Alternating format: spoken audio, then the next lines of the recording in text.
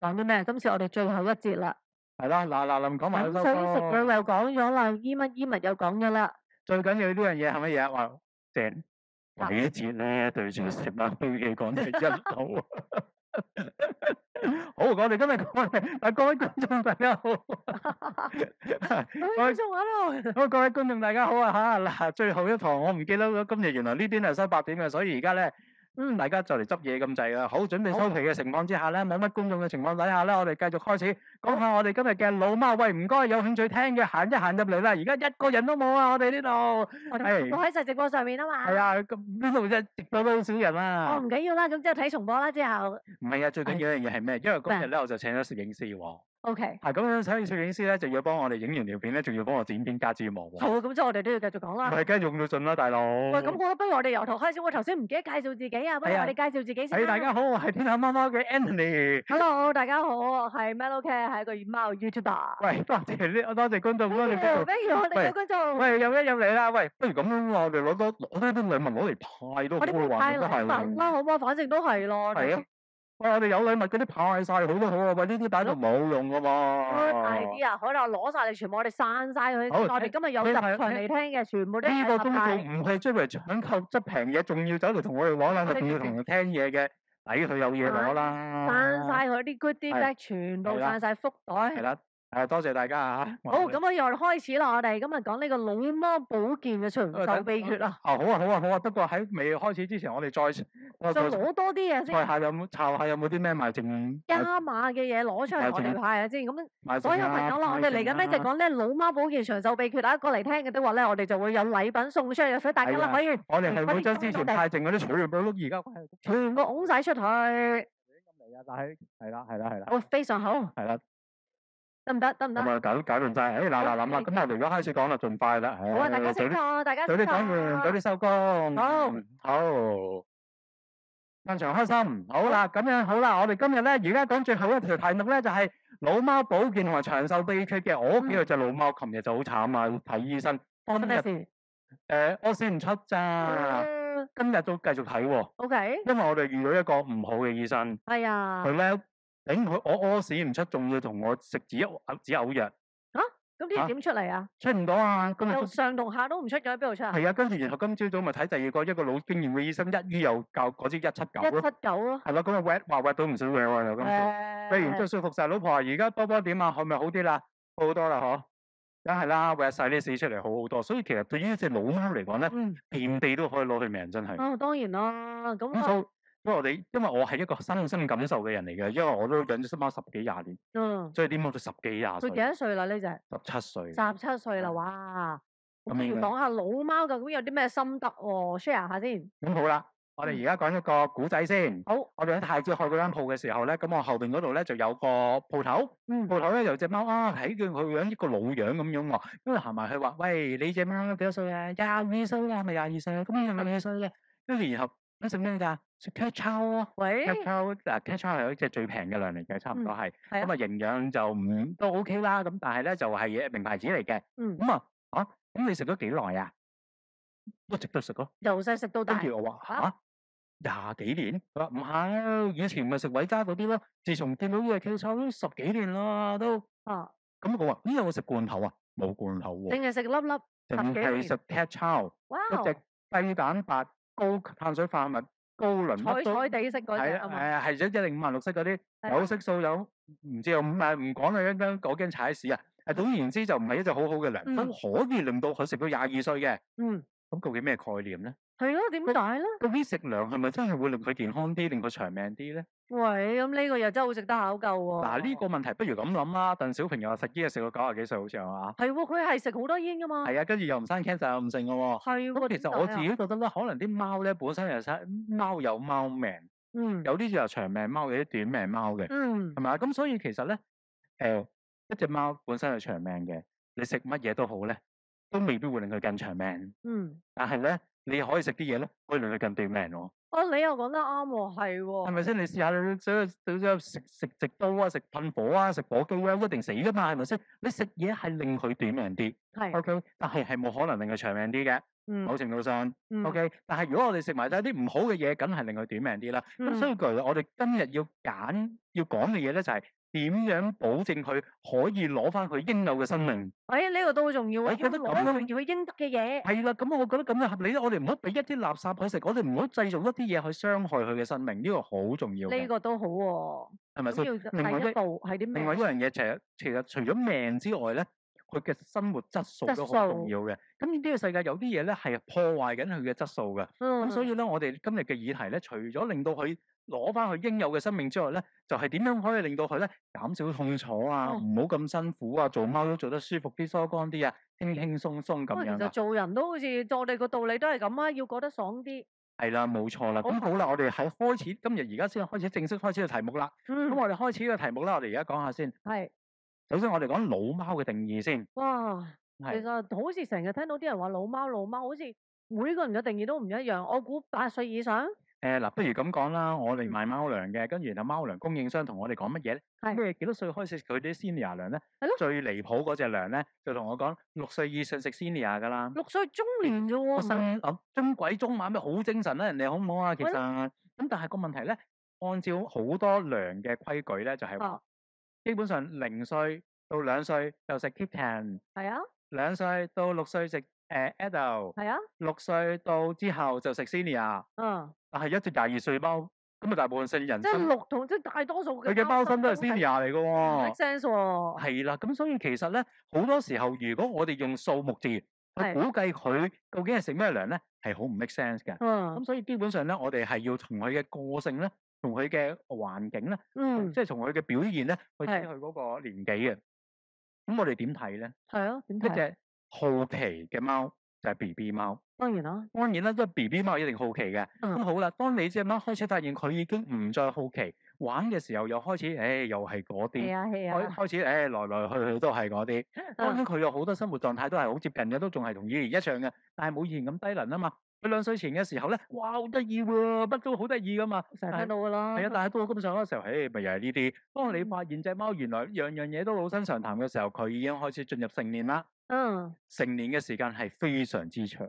當然啦，即係我覺得成年到 senior 咧，呢段時間係非常之長嘅。其實咧，我自己嘅感覺咧，大部分嘅貓咧，今時今日嘅貓咧，係差唔多去到10歲左右咧，先至 senior 嘅。OK，但係我哋係咪10歲真係咁個 senior 先至食 senior 糧？一陣間先講。我哋首先講咩叫 senior 先。咁樣噶啦，樣樣嘢老生常談噶啦，都係嗰啲啦，即管同你玩下啦。咁啊 senior 嘅，咁咩唔係咁啊成貓。咁啊幾時開始 senior 咧？就係玩都唔玩啊，都費事應酬你啦，永遠喺度企喺遠遠咁望。你攞住啲新嘢翻嚟嘅時候望下你，又係咁，即係再離譜啲嘅，喐都唔喐嘅。我哋以動態去決定，當佢哋同佢玩嘅時候咧，佢用眼神嚟玩嘅啫。係望下已經搞掂咗啦。係啊，咁就揾條毛喺佢面前養喺度，得啦，知啦。剔下個鼻。係啦，呢啲咧就係老貓嚟噶啦，咁樣。咁所以咧，但係由一個成年貓到老貓嘅時間非常之長嘅。咁但係我哋係咪真係當佢去到喐都唔喐嘅時候先開始食 senior 咧？道理上唔係嘅。當你開始發現佢已經越嚟越動態少嘅時候，我哋就應該可以食 senior 糧。咁好啦，喂，唔係喎，我隻貓18歲，我屋企有一隻啦，仲係好活潑、好跳脫嘅喎。咁佢咪仲係成人咯？冇錯啊，所以其實某程度上我唔係好 prefer 去食 senior 糧嘅。咁但係我哋會揀啦，有啲 senior 糧咧係用黑透公脂嘅方式嚟俾 senior 糧。即係點啊？即係又低蛋白又低脂又成乜都低咯。嗰啲糧啊真係低低地嘅，因為咧你有冇見過有啲老貓糧咧隔離斜棟咧減肥㗎？即係又減肥又老貓，即係其實呢樣嘢就好唔 make sense。因為當然啦，佢會覺得嗰隻老貓你唔應該咁肥啦。其實呢個先係大錯特錯，應該後邊會有講噶啦。係咯，講起會講埋先啦。一隻老貓更加需要一定嘅體質啦，一定嘅份量啦。因為當佢有病嘅時候咧，佢會有肌肉，係啊，有肌肉嘅時候咧就有啲幫助嘅。咁所以我哋趁喺後生嘅時候咧，應該保持住佢嗰個重量。咁所以咧，基本上 senior 糧我哋要揀一啲加咗補品嘅，包括補骨頭啦，嗯即係補嗰啲老貓嘅需要啦、心臟啦、腎臟啦呢啲咁樣嘅嘢，我哋係需要去睇住嘅。係 OK，咁另外一樣嘢咧，當我哋如果面對隻貓開始老嘅時候咧，我哋亦都要需要俾啲足夠嘅啱嘅補充品去個噃。係，好啦，我都好多嘢要諗啊。係啦，嗱呢家就再重複講翻啦。咁我哋點樣去睇老貓嘅定義咧？嗯嗱咁樣咧，喺行為上嘅改變啦，冇晒好奇心啊，跟住動作又減少啊，咁樣咧，係啊機能上面嘅衰退啦，其實你去驗下佢嘅血嘅時候都見到㗎啦，腦退化、關節開始痛啊，仲有佢個樣都唔同咗嘅喎，好似我隻黑貓咧，本身咧以前就全無黑色嘅喎，咁當佢老咗嘅時候咧，有啲白有啲鬚喎。白色毛係啊，有出嚟㗎。白鬚有白毛嘅喎。啊當然啦，你白貓你睇唔到嘅，因為白來白去都係白嘅。咁我都有隻但係當你有貓顏色嘅貓，哪怕你三色貓或者嗰啲虎紋貓咧，你屋企有冇見過呢啲啊？嚇，係啊，真係有白鬚白毛喎，慢慢啲毛會轉會變。會係啊，連會，眼球又會轉變啊咁樣。你眼會濁咗啲添啦。仲有喎，數字上點都少過6歲先叫老貓啦，係咪先？即係你開始有白鬚咁，但係你得個3歲咁，你冇理由喎。請你唔好小心呵護唔好亂諗嘢啦。財物及照顧同咁仲有喎，同當一隻貓咧開始老嘅時候咧，佢嘅消化能力咧同埋佢吸收能力咧都開始下降嘅，佢嘅代謝能力都開始下降嘅。咁樣嘅。哦。咁但係咧，正所謂人老精鬼老靈，究竟一隻老貓佢哋需要啲乜嘢咧？除咗靠佢適合一隻啱嘅糧之外咧，佢更加需要一個安靜嘅環境。好似而家咁樣喺度嘈喧巴閉就絕對唔啱啦。喺呢度咁樣嘅環境就絕對唔啱啦。嗱，好老實，今日咁嘅環境，好多人帶貓出嚟。係啊。咁我哋唔講佢帶貓翻嚟啱唔啱啦。但係個關鍵位，如果你仲要帶隻老貓出嚟嘅話咧，真係冇咁嘅需要嘅，因為老貓係需要一個好安靜嘅環境嘅。咁除咗個安靜環境之外咧，氣味啊、人物啊各樣咧都唔好咁多改變喎。OK，因為咧，舉個例，你隻貓已經老啦，你唔好搬屋啦。最近咧好多人移民啊去英國啊，成啊咁樣㗎。咁但係其實我自己覺得咧，如果你屋企隻貓咧年紀都大咧，可以嘅話等埋佢百年歸老先咯。好似我咁嘅樣啦，你問我個仔咧就今年8歲嘅，你問我需唔需要移民，好似都幾需要下。但係我屋企啲貓老喎，咁我屋企啲老人家都老喎，嗰啲全部都係我唔捨得㗎喎。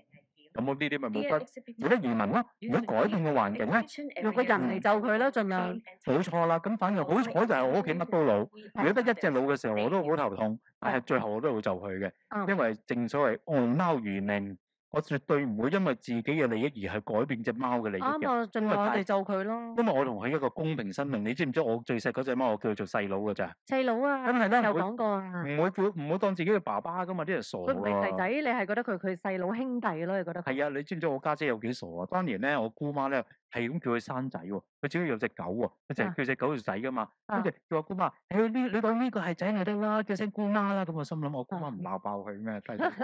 好啦，講翻呢樣嘢先，好唔好啦？好。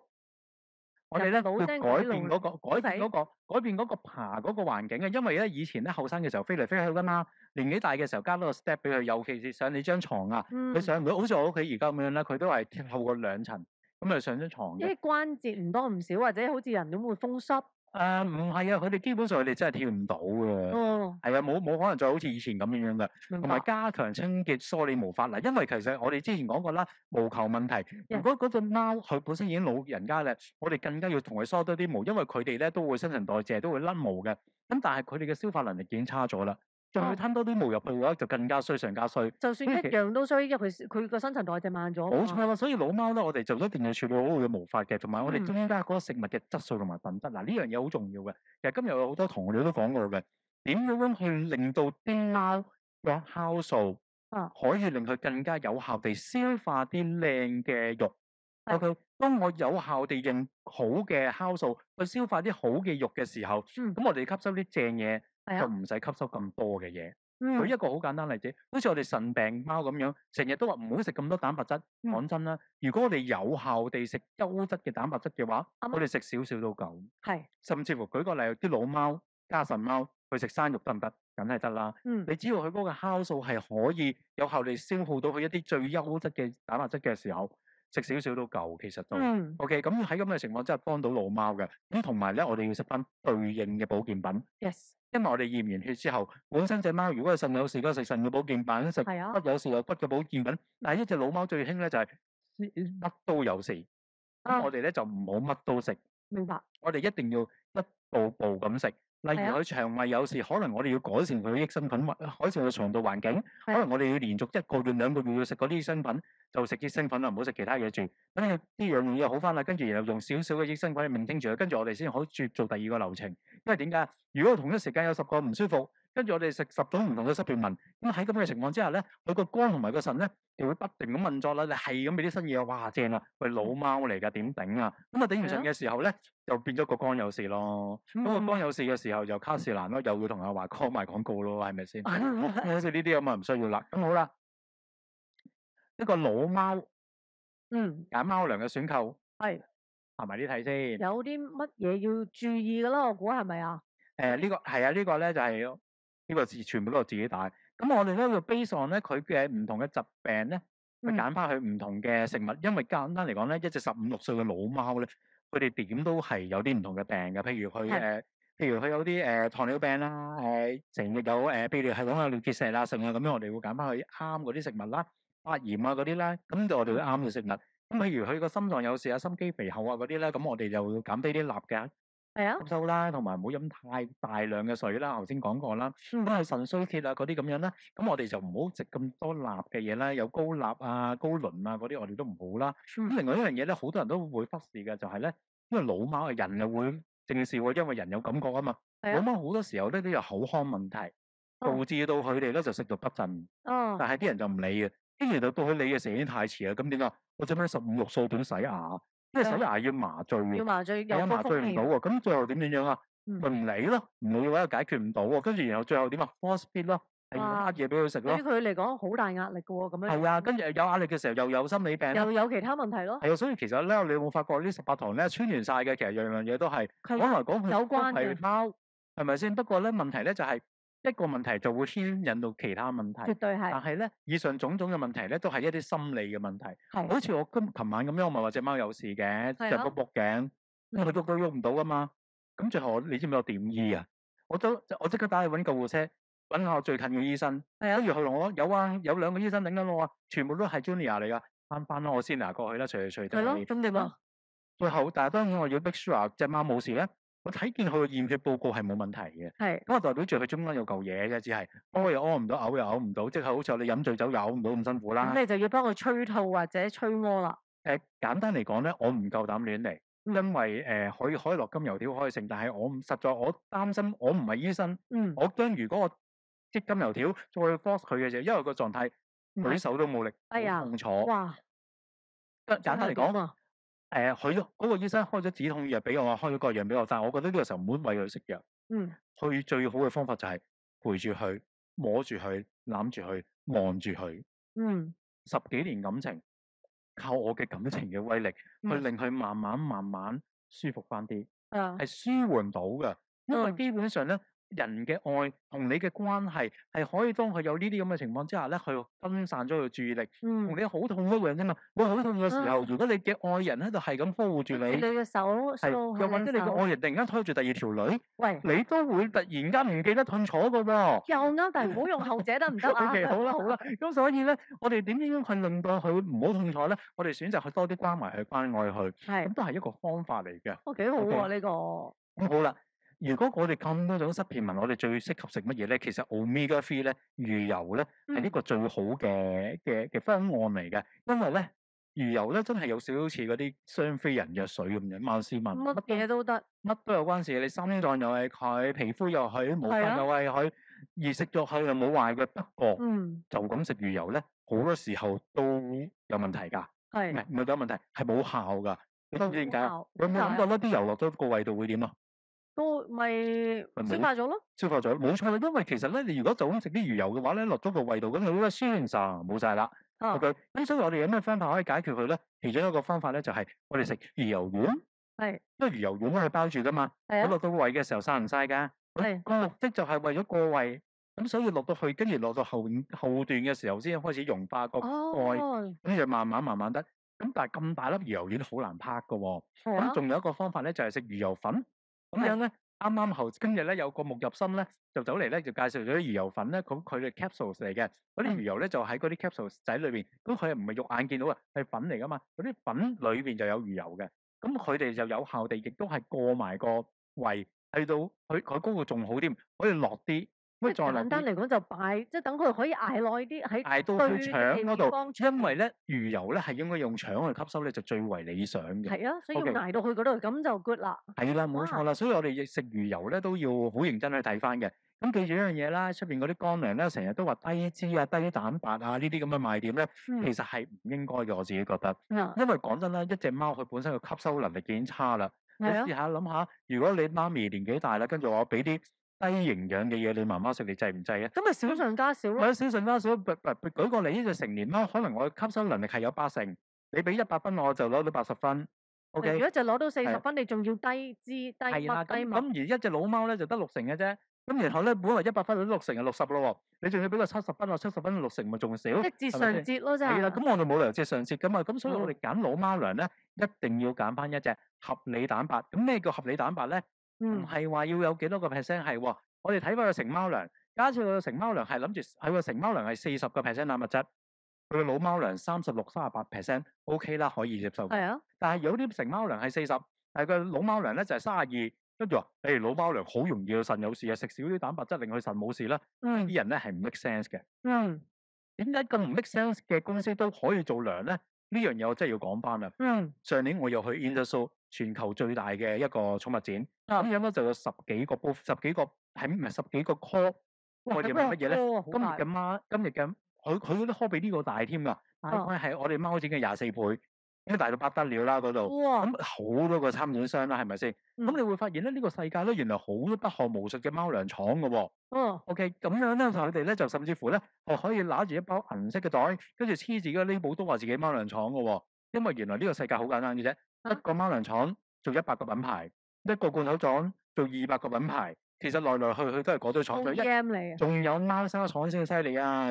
而家呢個我聽過。係啊，一間貓砂廠就做晒我哋全香港所有貓砂㗎啦，已經。嗯，因為原來啲客人仲要話：哎呀，你呢隻貓砂唔好用我呢隻先好用。我心諗頂咪又嗰間廠做嘅。其實可能係個 package 唔一樣咗。唔係，可能係直頭直情係啦，係啊換個膠袋又嚟過，身份又再嚟過，咁所以你話幾鬼好呃啦香港喂，人。但係頭先你講貓糧咧，我諗到一樣咧，有冇見過咧齋貓糧啊？爭貓梗係有啦，啊，咪睇咪講起睇一樣咯係咯， ，vegan vegetarian。呢個先好笑啊！話說有一次咧，有個客人咧就話：我好信佛㗎，有冇啲齋嘅貓糧啊？咁樣咁然後咧，我就靈機一觸喎，我哋有隻叫 Rora 嘅蟲糧喎，啊，跟住就話你試下呢只啦。袋嗰隻，係啦係啦，紫色咯，因為蟲糧嚟㗎，佢咧就唔係貓糧嚟㗎，唔係肉唔係日糧嚟㗎。糧嚟嘅。佢唔會死一隻雞一隻魚㗎咁樣，跟住佢話：咁咪死好多條蟲咯！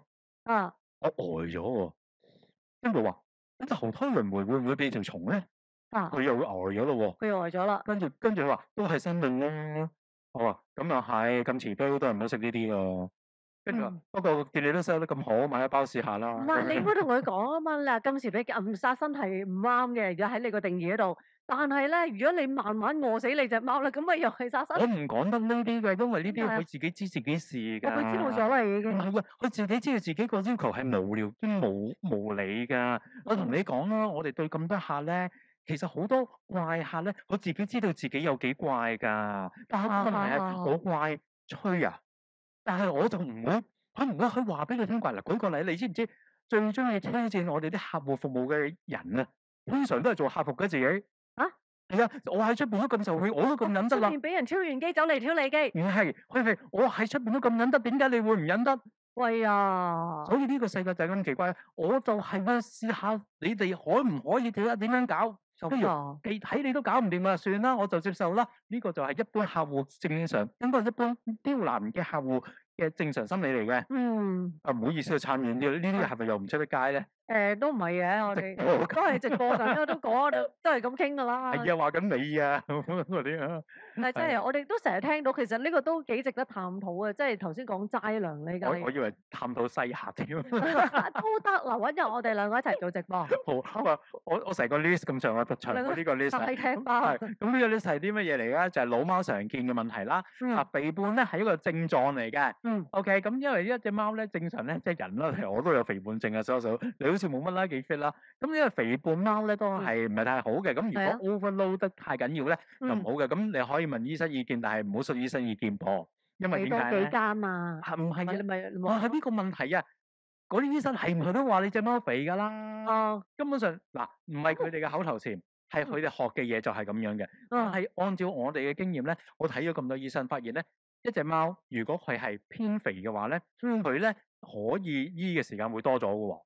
我咪就好似人咁樣，瘦蜢蜢，你有啲咩消耗，我已經見骨啦，冇係嘢啦啊，。因為好多時候咧，啲貓咧都係因為佢一有事嘅時候咧，好容易去血紅素偏低嘅。係啊，咁如果佢瘦嘅時候咧，佢會 drop 得好快嘅。係。佢跟住又死都死快啲嘅。嗯一隻如果大隻啲嘅貓咧，佢死得慢啲。嗯 OK，咁所以咧，舉個例，假設佢而家內出血，嗯佢血紅素 drop 緊啦。嗯如果佢本身有一定嘅肉地嘅話咧，佢可能用3個鐘頭去 drop。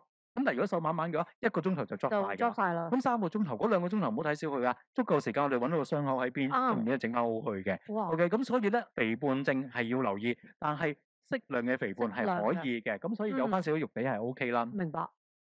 唔好過重，唔好過輕。OK，兩樣嘢都係唔應該嘅。牙齒問題頭先講咗啦，因為好多人都好忽視噶嘛。嗯，咁其實咧，點樣可以令到佢啲牙好啲咧？其實有好多好簡單嘅嘢，當然刷牙就好應該啦，但係好多人都覺得黐線嘅咩？拎個牙刷去刷，其實呢個產品係好戇居啊！成日有人同我哋買牙刷嘅。嗯，講得咁大碌咁懟落隻貓度，邊鬼個掣啊？你揾嗰啲手指套套住嗰啲，好似手指套咧就多謝你啦！我作為一個老細，係咪使鬼手指套咩？買塊紗布包住隻手指都得啦。毛巾咯。乾淨嘅布啦。嗯。 OK，但係毛巾有時包得隻手太大啊。OK，哦。但係紗布可以薄少少，因為我哋最緊要係有條線去界一界佢嗰啲菌膜，令佢抹走佢啫嘛。嗯 OK，咁所以我哋用啲可以入房買啲紗布。係啦，有少少最緊要嗰啲紗布係可以消毒咗嘅，咁就 OK 啦。嗯。咁好啦，留意翻啦，關節退化啦，尤其是係有品種嗰啲貓啦，尤其是講緊折耳貓、曼基貓嗰啲咧，基本上唔使腦佢哋都退化噶啦。係啊。咁但係咧，even 就算嗰啲咧二短啊、成啊都好啦，佢哋都係相對容易啲退化嘅。咁所以啲人成日都話老糖好啊，糖貓真係一流嘅，因為佢哋冇咁容易退化㗎呢啲嘢都。係。係啊，梗係啦。因為點解咧？其實我哋相信一樣嘢咧，就係近親繁殖咧就點都差啲嘅。基因多到品樣化一定。種係啦。咁而嗰啲糖貓咧係 interbreed 貓嚟嘅。咁梗係多樣化啦。係啦，我哋炒雜咁噶嘛，炒雜咁嘅啲啦，係啦。咁另外頭先講咗啦，便秘啦，我屋企隻貓便秘啦，大佬便秘咧，咪脫水都好重要啊，飲水飲得唔夠啦。都會其實好便秘咯。多時候咧，飲水飲唔夠咧，係因為冇心機飲水為主嘅。其實一隻貓咧，如果健康嘅話咧，就好少脫水嘅。咁佢冇心機嘅時候咧，亦都會食慾不振嘅。其實依家呢啲咧就係冇乜成日常見嘅symptom，即係話佢哋嘅病徵。但係咧，究竟佢呢啲嘢咧，會唔會係佢因為有咩病而造成咧？通常都係嘅。咁所以咧，道理上咧，我講係講呢啲咁嘅嘢啫。點樣去 check 咧，都係要透過驗血嘅。講起驗血咧，一陣間都可能會講我哋要點樣對抗醫生嘅。哇！對抗醫生。唔好講呢樣嘢，住都要太高時啦。我就諗住今日咧呢個堂數咧係冇乜人，所以咧就講得再爆少少嘅。好，咁我陣間留翻陣間最後嗰段答。但係喺啲文字上咧，我就寫得溫柔咗，我就點樣同醫生合作嘅改咗做。OK， 明白。喂，但係頭先你講食慾不振講得好好，好多時候啲牙爛咧唔靚咧，都係導致食慾不振。係啊，所以口腔問題都好緊要嘅。另外咧，貓咧年紀大咗腎衰竭咧就正常嘅噃。因為咧簡單嚟講，我個腎咧就開始衰落嘅，因為年紀大就自然會衰竭嘅。咁但係因為啲貓長命啦，咁所以咧佢個腎咧已經開始唔係好夠耐用啊，有時都係。OK，咁所以咧腎衰竭都好正常。不過咧當然啦，你食得鹹啊，食得垃圾啊，成咁啊，當然就會腎衰竭啦。咁所以都係嗰句啦，本身隻貓咧就可能，但係咧好啦，講緊第一隻貓，我哋頭先講話22歲又有 cat chow 食 cat chow 食咗成世，喂 cat chow 好好咩？唔會令佢生癌咩？咁點解會咁樣啊？證明佢可能本身可以30歲都未定過。佢可能係講短咯。又或者佢本身個腎係特別勁喎，又或者本身佢係入達華咧，讀方又好勁咧，係咪先？咁你真係唔知嘅。咁真係唔知喎，呢啲嘢都係。咁好啦，另外一癌症啦，其實癌症係經常有發生嘅，淋巴癌咧好多時候都貓都會發生嘅。咁啊，另外仲有心臟病啦咁樣。仲有一樣嘢好好笑嘅，打完之後我都覺得尷尬，厭世。厭世咧係一種生理病嚟嘅。OK。即係咧，其實咧，我哋見到咁多老貓咧，有啲貓咧就真係唔係好想生存落去，係有啲貓咧就好想生存落去。好似我公司咧有隻貓咁樣咧，醫咗我哋成10萬蚊㗎啦已經。咁咧最近咧，我啲同事話：算啦，唔好醫啦，都好似好厭世咁。跟住我話：你問過晒睇咗幾個醫生未啊？你而家睇咗幾多個醫生啊？睇咗2個啫嘛。你睇咗3個，你睇完嗰3個都話係唔得嘅，你先再同我講啦。因為我唔係好想放棄啊，大佬使咗10皮嘢喎。咁我點可以再放棄落去啦？話使多你10皮嘅喎。咁你洗咗10皮，你排咗2個鐘，你排多2個鐘啦，唔爭在。嗯跟住佢冇生機活下去喎，厭世喎。嗯，跟住我望下佢個樣又幾厭世。咁係咪就咁送佢走咧？嗰隻貓叫不鏽鋼啊！留意下我哋個網站，我哋個 page 咧真係有隻咁嘅貓。咁佢話：咁點咧？因為佢又佢之前好大鑊㗎，又打441，又 FIP，哇，又身經百戰佢點解叫不鏽鋼咧？因為佢個骨頭又有事，跟住然後改個名不鏽鋼。佢真係試過好多種最貴嘅病㗎，如果唔係洗唔到10皮嘢㗎。哇，OK，咁好啦，咁然後佢厭世咁點咧？咁我話你睇咗幾個醫生咧，幾個醫生都話唔得嘅話，你就送走佢咯。既然佢厭世，哇，好神奇喎！佢最近咧好活潑喎，唔知點解。佢聽到你講佢，好邪㗎呢味嘢，尤其是7月啦。總之啲貓咧就好奇怪嘅，好似識聽人話咁嘅，有時都有。即係不能解釋，但係我真係哋唔好講貓星人咯。貓星人，基本上佢哋就知道我哋做乜，不過唔理我哋啫嘛。佢唔理你啫嘛，到緊要關頭咪出嚟講，我唔係厭世啊，你等下先啊。係啦，嗱呢個咧係今日嘅重中之重。喂，我本身咧就想諗住咧如何與醫生對抗咬手瓜嘅。係啦。咁但係咁樣嘅話咧，我驚以後啲醫生冇人同我合作。咁所以我哋改如何與醫生合作？咁但係咧裏邊嘅內容咧，大家就要留意下啦。好啦，係第一件事，我哋點樣去合作咧？好簡單啫，定期測試。係。咁啊，呢樣嘢就自己決定，或者同醫生一齊決定。OK。咁簡單嚟講咧，如果你隻貓咧成10歲都未驗過血嘅話咧，你唔該啦，乖乖地直走去驗翻個全血啦。OK。因為基本上咧隻貓有咩事你都唔知，但係10歲咧其實都太遲嘅。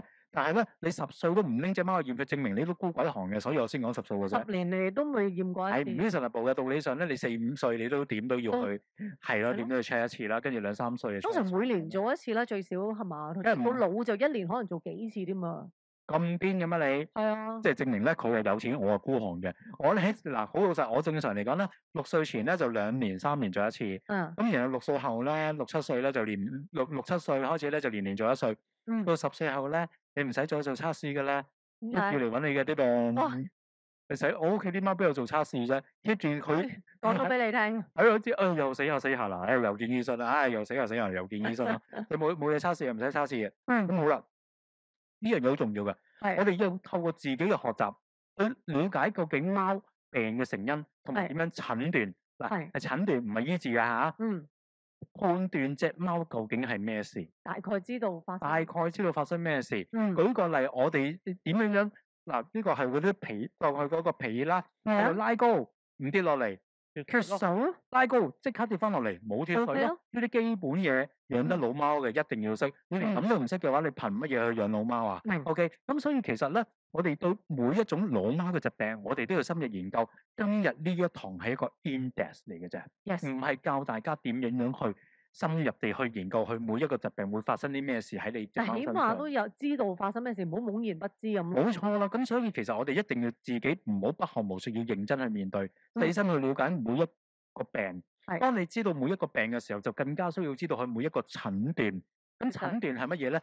包括咗佢要你食處方糧。你要了解個處方糧究竟發生咩事。你呢個處方糧裏邊有啲乜嘢成分可以導致到我隻貓會有所改善？你試下咁樣問個醫生啦。醫生道理上會識答你噶噃，讀醫噶嘛，係咪先？咁好啦，就第3、第4個問題啦。你夠膽問咧？要識問咧。我記得咧，我啱啱入行嘅時候咧，我陪過起碼3、4個阿姐咧睇醫生。其實我覺得我應該有一個職業咧，去陪睇醫生嘅。點解咧？錯個醫生咯。因為好多時候咧，好多人咧都唔係好識睇醫生嘅。OK，即係睇醫生嘅時候，醫生話：你隻貓啊，身體好健康啊，唔錯啊，八字幾好啊，今年咧就紅鸞星動啊。講幾句你就信完就走咯喎。OK，咁然後翻到去跟住點啊？其實你冇去了解下貓嘅事情，你冇去了解下貓嘅疾病，跟住然後見到有問題嘅時候唔敢問呢隻貓糧點解可以改變到我隻貓？講真嗰句問多兩句咯，我都唔會問噶啦。咁你好老實，你如果你唔問嘅話，你點樣去改變咧？好老實，仲有喎。醫生俾你嗰個 offer 係咪最好嘅 offer 先？就係琴日所講咯，睇多幾個有時候係啦，因為佢俾你嘅嘢未必係最好嘅嘢，但係你問得清楚嘅話，你先知道下一個你要問邊個，問乜嘢。因為基本上你問多幾個嘅時候咧，我哋就答多幾個，唔係個個有上我哋琴日嘅堂，不如講下啦。喺呢度應該都有講嘅，係啦，最後會講第2指引、第3指引嘅。好啦，仲有喎，識問咧就係要。假如乜嘢？點解乜嘢？同埋仲有啲乜嘢原因？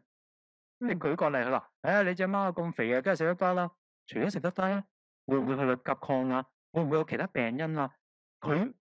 你咁問，其實都仲有嘅。你識問佢先會講，你唔問佢一定唔會講。擠牙膏，因為點解佢唔會講？因為出邊仲有10幾廿個客等緊，大家睇個獸醫都知㗎啦。嗰啲獸醫好慳時間㗎嘛，係咪先？咁所以咧，我哋一定要識得問嘅。第三樣嘢就係睇醫生之前，我哋上網 check 清楚，諗清楚我哋嗰隻貓將要發生咩事，跟住我哋先識問乜嘢事？咩意思啊？冇錯啦。譬如舉個例，我隻貓來來去去廁所，但係屙唔出尿喎，跟住再去睇醫生，心急㗎，一定心急㗎。但係我哋嗰個車嘅路程裏邊，問下啲朋友啦，喂，你有冇試過啊？跟住發生咩事啊？問清楚，你啲朋友講清楚嘅嘢，你先係識得問啊。有時係，如果你本身試過啦嘛，你本身你對嗰隻病都唔熟，個醫生講乜你就信晒，係咪先？你唔好食驚啊！係啊，咁所以你唔好亂，唔好熬，有乜事都好，第一時就問下乜嘢咧？問下身邊嘅人先，跟住上網抄下先，諗到個問題，一陣間見醫生嘅時候要問乜？仲有一樣嘢好癲嘅就係。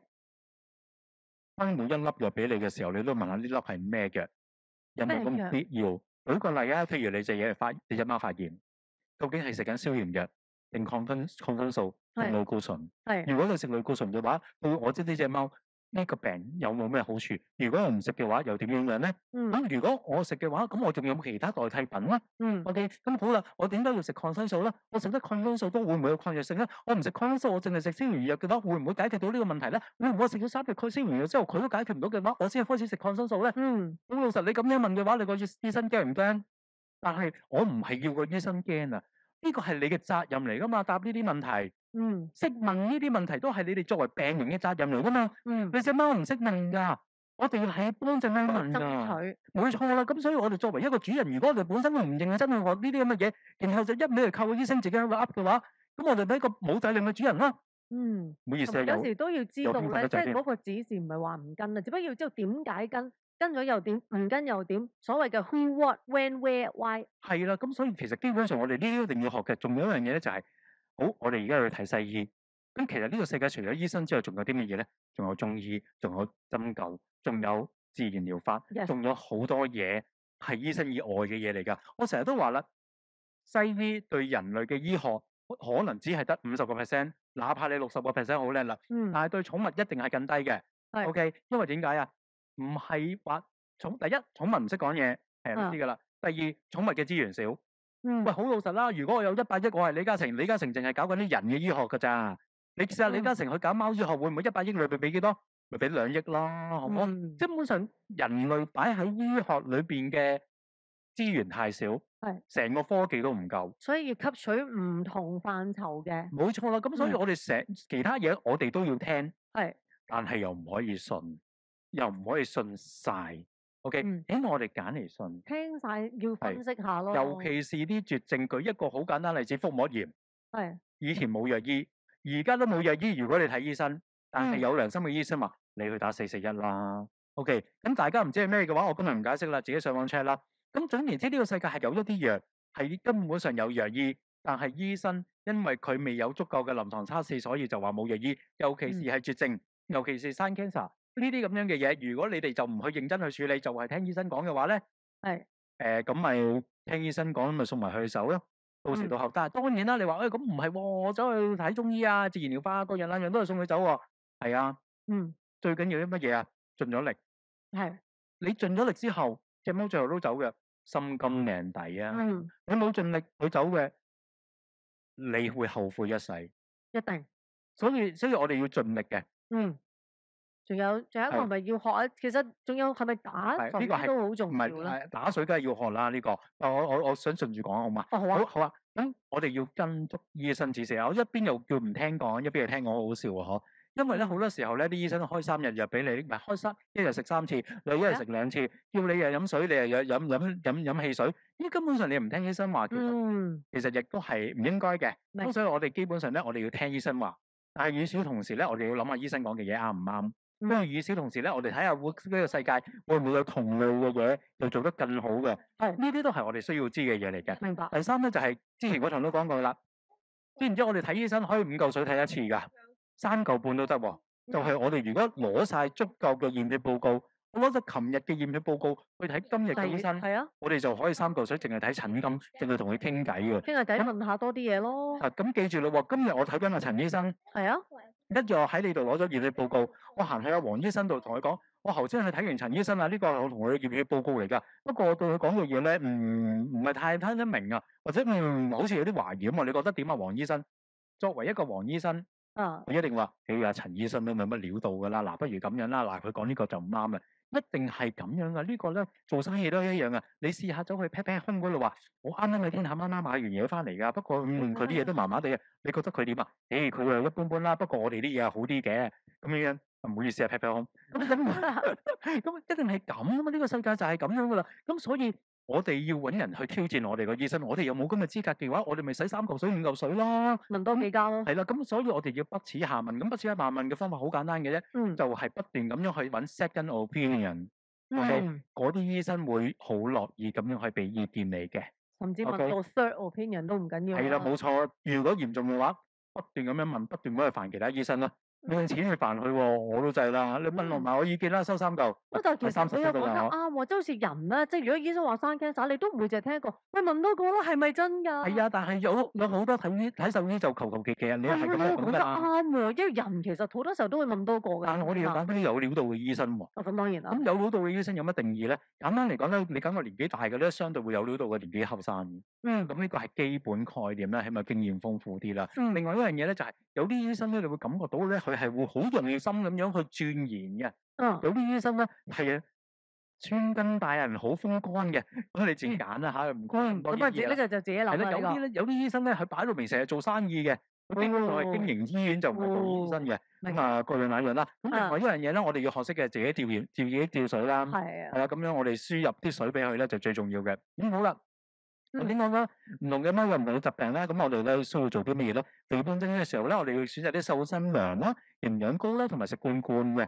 食罐罐可以減肥喎。頭先講過啦，罐口咧其實咧係唔夠熱量噶嘛。熱量低啲。咁所以咧，我哋食罐口咧好容易令佢飽，但係又唔夠熱量，咁就減到肥咯，係咪？係啊。咁好啦，另外一樣嘢咧，如果係太輕嘅時候咧，我哋要學習 force feed 啦，食乾糧啦，同埋加奶粉都可以令佢哋可以解決過重嘅問題嘅。牙齒問題咧，咁我哋咧就可以清潔佢嘅牙齒啦、牙齒啦。另外咧，呢度有支嘢咧叫牙滴，唔係我講噶，佢自己嘅話點都要懟一支過嚟咁樣咧，因為咧。佢哋呢支牙滴咧就好鬼貴嘅，3嚿幾水一支。佢話可以解決到牙石嘅問題嘅。亦都有啲人咧用完佢之後咧，啲牙石就相對軟化咗，就可以刮得甩嘅。咁但係咪咁樣咧？我自己係未試過㗎，咁所以就同大家講下啫。咁好啦，關節退化問題咧，不膠原蛋白肽呢類咁樣嘅嘢咧，係可以不斷咁試下嘅。咁但係嗰樣嘢咧就係。講起老化問題咧 ，NMN 咧最近都好流行嘅。成日都聽到啊。係啦，人嘅 NMN 我已經賣到熟晒啦，我有個幾本嘅。咁NMN 啦，咁樣令到人體嘅 NAD 上升啦，跟住然後咧，我哋就可以補充翻每一個細胞嘅能量啦，咁令到我哋每一個細胞可以活得長啲，咁我哋咧就新細胞就會死就少啲啦。即係簡單嚟講啦，佢哋嗰個 concept 咧就係人咧一世咧就有100萬粒細胞，咁你用咗80萬粒，咁但係咧如果你用緊嗰啲咧 keep 住啦耐啲嘅話咧，你剩翻嗰啲咧就遲啲咧就可以再撐耐啲啦，撐耐啲係長命啲啦。凡係啲嘢咧，我唔能夠否定，就唔會去肯定。唔能夠肯定，我亦都唔會否定。所以 NMN 好或者唔好都唔出奇嘅。OK， 咁好啦。好，贏晒。咁好啦，便秘嘅話咧，我哋食咗啲纖維啦、酵素啦、fibre 咧係醫生通常都會開嘅，因為係真係淨係得齋 fibre 嘅啫。咁同埋咧飲多啲水啦，呢個好笑嘅 KY 點。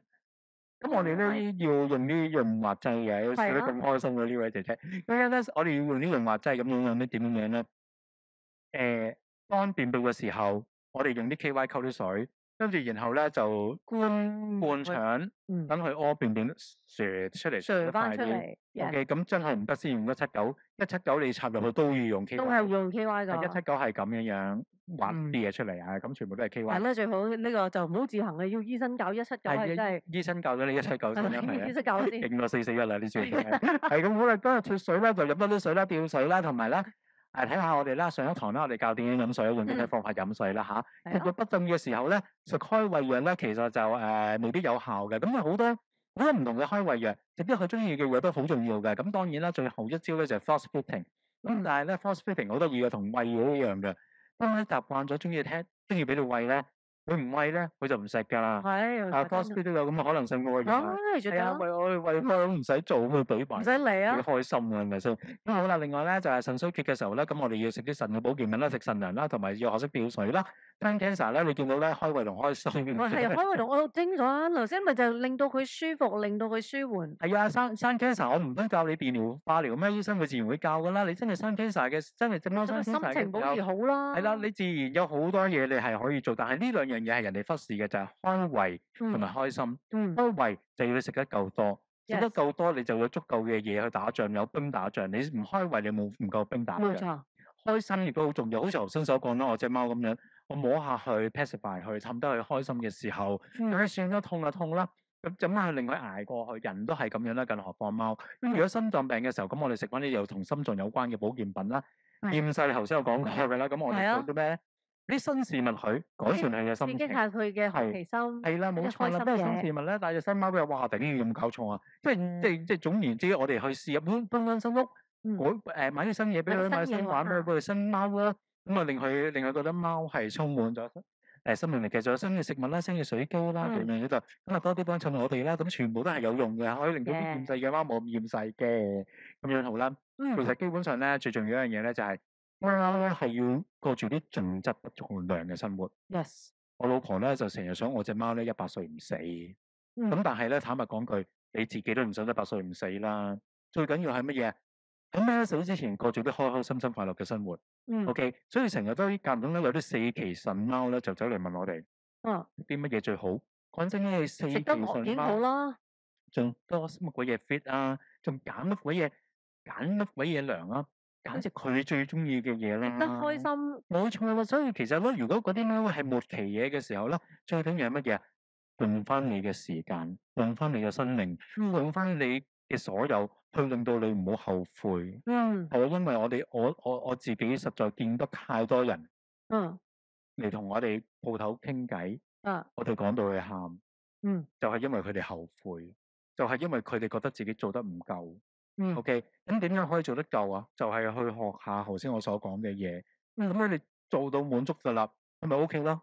好啦，乖啦，大家唔好喊啦。所以18堂我哋之後咧，喺大概1個月左右啦，就會喺 Facebook 嗰度咧重新再睇過噶啦。嗱，後邊咧就有攝影師佢負責幫我哋剪埋片嘅。其實我真係唔想逼佢，因為我哋太長氣啦。我發覺咧，如果我哋整啲字幕咧，就整字幕，而家今時今日有電腦整嘅，咁咪會整錯噶嘛。佢淨係間餐要再聽嗰18次咧，好多鬼氣命嘅真係。咁所以咧，我哋啲片咧就冇咁快會再出現嘅。放心啦，如果頂唔順嘅一家人工同我講啦，俾多少少 OK 嘅。咁好啦，咁啊大致上係咁樣啦。多謝大家一直喺度以嚟嘅收聽，多謝大家，拜拜。拜。嗱呢個時候咧，仲有半個鐘頭，應該好多嘢平噶，快啲衝去買啦。好啦，咁冇 Q&A 啦，早啲收工翻屋企瞓覺啦，拜拜。